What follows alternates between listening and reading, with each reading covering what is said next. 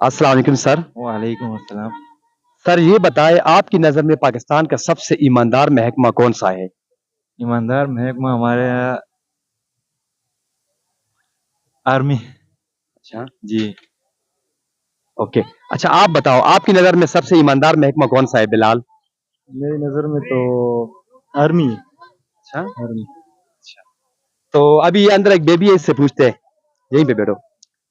Sir आपकी नज़र में पाकिस्तान का सबसे ईमानदार महकमा कौन सा है? नून लीग वाले। नहीं, महकमे की बात कर रहा हूँ, सियासी जमात की बात नहीं कर रहा हूँ। है कोई ऐसा महकमा जो ईमानदार हो? इधर तो कोई भी ईमानदार नहीं है। अच्छा ये एक बंदा है, एक मिनट, ये इधर आओ लड़के, आ जाओ इधर।